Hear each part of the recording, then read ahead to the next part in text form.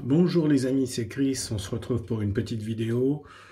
Pas très belle météo sur Montpellier aujourd'hui. Ils annonçaient de la pluie, il n'a pas plu, mais c'est gris depuis ce matin. Mais ça va, on n'a pas trop froid, on n'a pas à se plaindre par rapport aux gens qui sont plus au nord dans la France. Donc voilà. On va passer au suivi des oiseaux. Donc ici, tout ce petit groupe-là, ce sont les oiseaux que je mets en vente. Donc s'il y a des gens qui sont intéressés, contactez-moi, il n'y a pas de souci. Donc il faut être proche de la région de Montpellier parce que je ne peux pas les envoyer à moins que vous ayez envie de venir les chercher. Donc sur les gens qui sont un peu loin, ça c'est pas évident à organiser. Donc pour faire court, il y a 3 rasas jaunes hypochromes, a priori 3 mâles, le père et les 2 fils. Voilà, il y en a 2 là-bas au fond.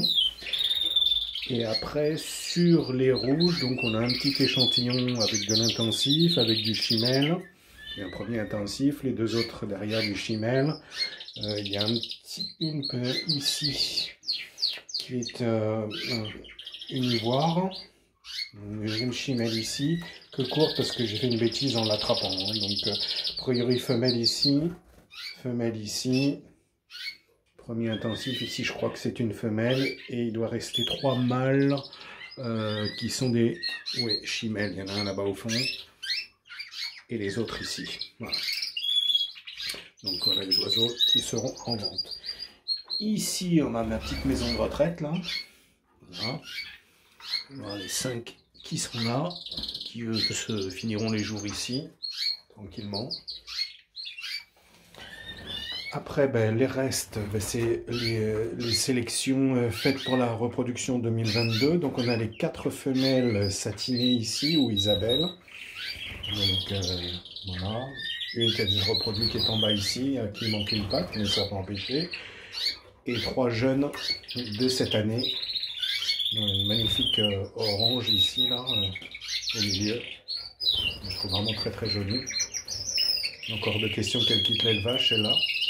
Bon, a priori, c'est bien des femelles, ça ne chante pas. Donc voilà.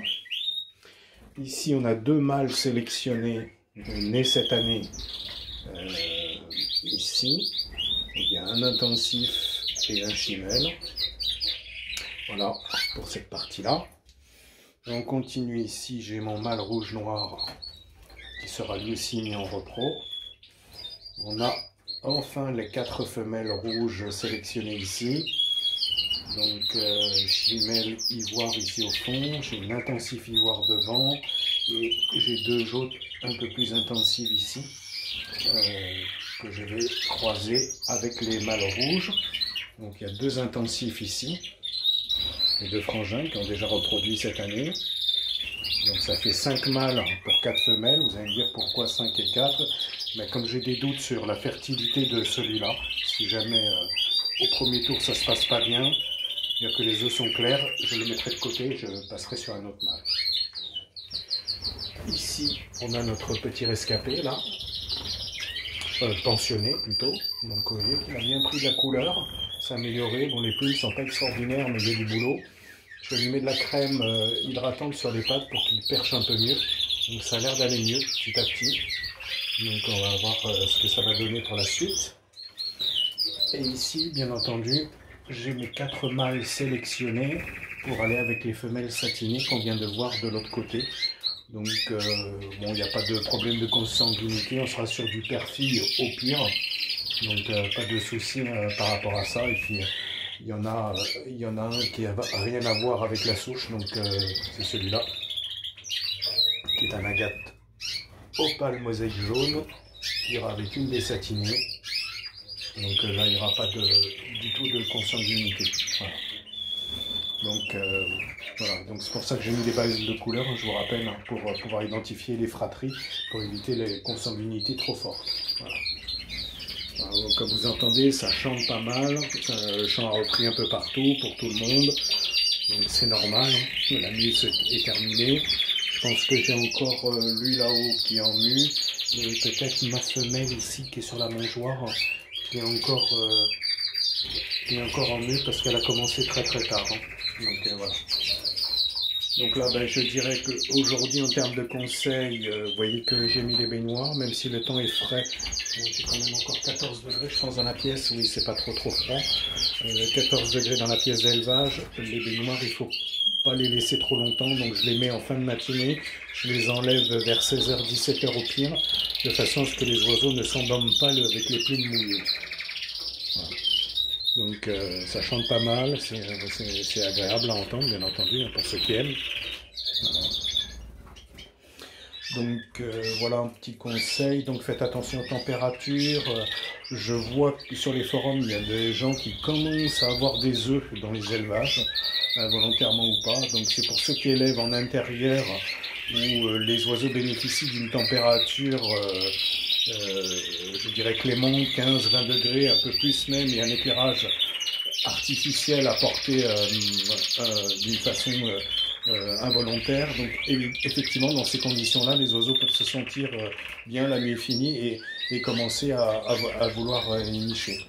Donc attention à ça, parce que ça les fatigue trop avant la période officielle, je dirais normale, calendaire, qui commence mi-mars, début avril. Voilà.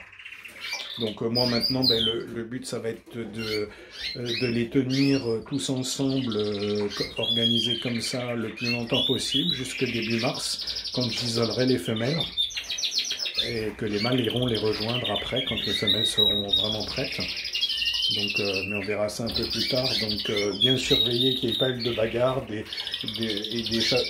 chauffourées.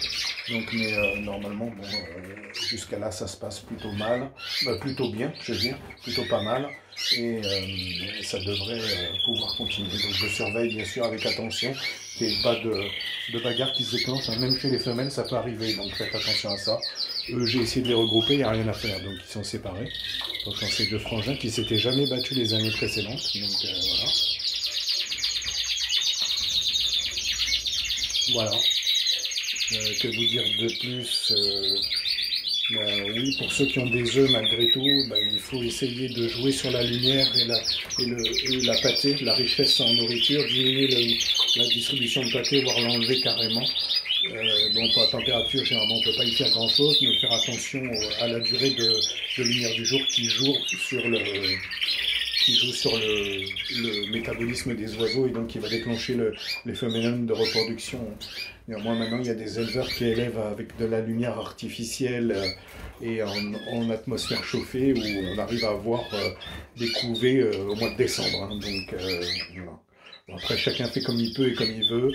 Moi, je suis en élevage avec pas de chauffage dans la pièce, et je dirais lumière artificielle, oui, avec les baies vitrées, donc de façon à pouvoir respecter, je dirais, un timing normal. Après, ça dépend des éleveurs, ça dépend comment ils veulent fonctionner. Il y en a qui commencent plus tôt pour être libres pour les congés, d'autres qui commencent plus tôt pour que les oiseaux soient propres et prêts pour les concours. Donc voilà, chacun fait comme il le peut et comme il le veut. Il ne faut surtout pas, je dirais, brusquer la nature et déranger trop le cycle des oiseaux. Donc les gens qui commencent à avoir de la repro en décembre, il faut que au mois de mai, leur saison de reproduction soit terminée, alors que moi je serai en plein milieu, quoi. Voilà, ça sera tout pour cette semaine. Donc je vous laisse sur ces magnifiques champs. Donc si vous voulez me contacter pour acquérir ces beaux oiseaux, n'hésitez pas. Sur ce, je vous souhaite un bon dimanche et on se dit à bientôt pour de nouvelles aventures. C'était Chris et à bientôt. Ciao ciao, merci à tous les abonnés. Coucou au groupe WhatsApp et on se retrouve bientôt avec d'autres informations. Ciao ciao.